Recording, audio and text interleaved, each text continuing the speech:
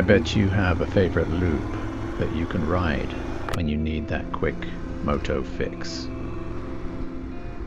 There is no destination, but there is a journey that releases you from your daily grind, that reminds you that you're alive. Whether it be that you're a parent or a carer, or you're at work, perhaps you're lucky and you work from home, or perhaps you've only got a lunch break and your day is bookended by trivial chores, appointments, meetings, and calls. And you'd like to remember that the journey of life is for living.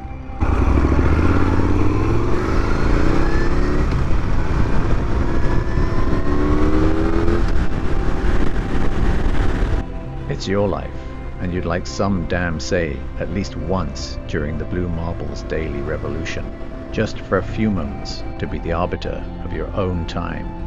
You're not asking for much. Your bike is waiting, and that thought eats away at you too. You're always ready for that cheeky escape to a stretch of familiar road that is just a few miles long, that offers you a glide along lightly traveled tarmac where you can focus your mind on pleasure. You know the road well, the bends, the curves, and the rises.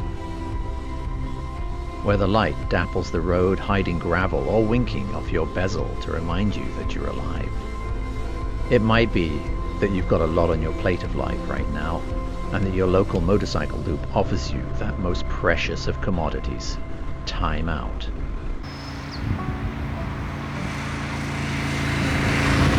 Away from the self-flagellation or the indentured servitude that life seems to throw at you.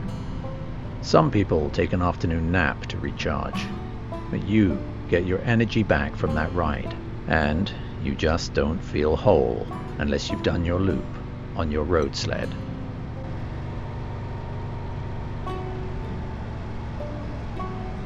Well, here's my loop. Usually the time of day dictates my attack plan. Light is my thing.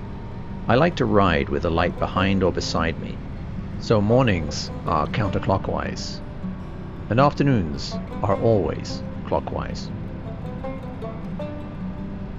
My loop is mixed, but it's mostly rural, which is what I like.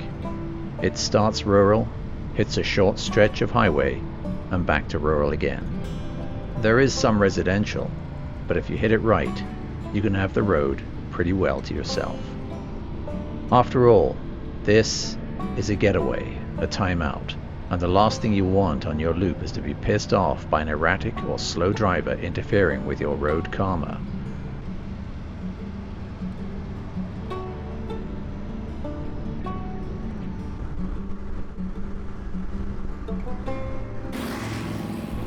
So there may be some places that are great for a brief stop. You might not even turn the bike off, allowing the engine to lope softly while you scan the horizon. Not really seeing, maybe thinking of nothing in particular, just being. Sometimes the loop is where you go when you want to think. Sometimes the loop is where you switch off.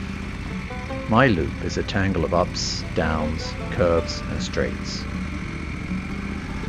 There are a few stops, just enough for me to play, synchronizing my hands and my left foot, feeling the pull through the bars and the bark through my helmet. The straights allow me to pass the slow drivers as well.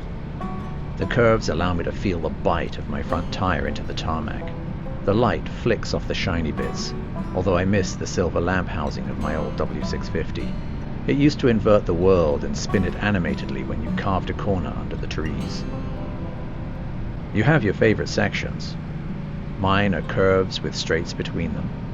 They're different depending on the direction you take them. Some tighter when you turn left, some when you turn right. Work on those chicken strips, squeeze those brakes, compress that suspension and feel her uncoil on the way out. And let her breathe.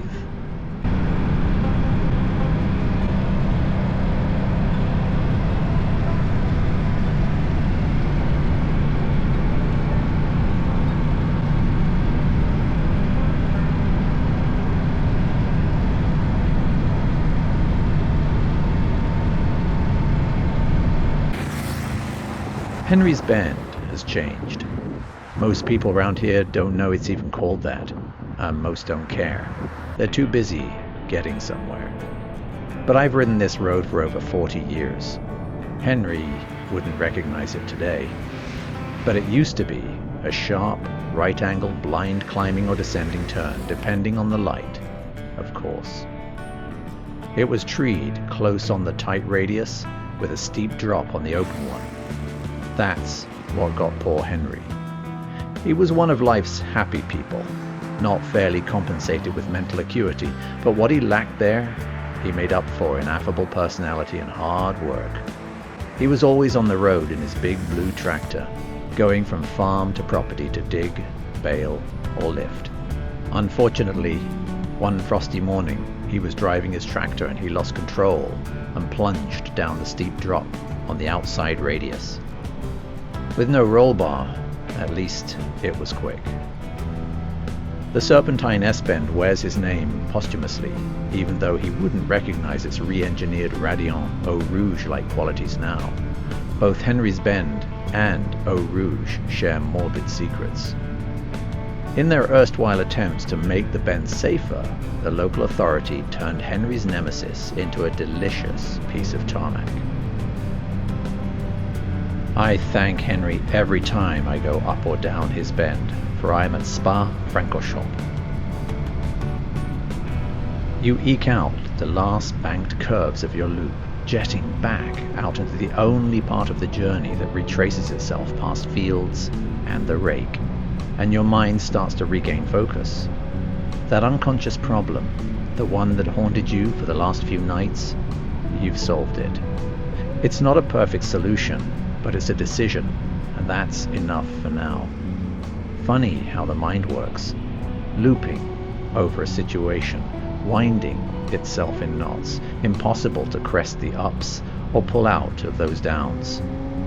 Then you ride your loop, and while you've been focused on the tactile pulses, the curves, the light playing on nervous needles, the surge of energy you absorb from the bike's acceleration, your mind has been elsewhere. Climbing back over the hill and plunging back down the other side of the little valley that my house sits in, I know which one must go. Thanks for watching, Blue Marble Riders, and don't forget, if you liked the video, please hit that like button, it's free. Subscribe if you haven't already, and let me know in the comments below your favorite loop. What's that quick loop that you take, the local one, that just gets your mind back on track? Leave a comment below. Oh, and if you like the jacket I'm wearing, or any other gold top merch, please click the link below the description. It doesn't cost you any more, and I get a little bit for the channel. Thanks very much.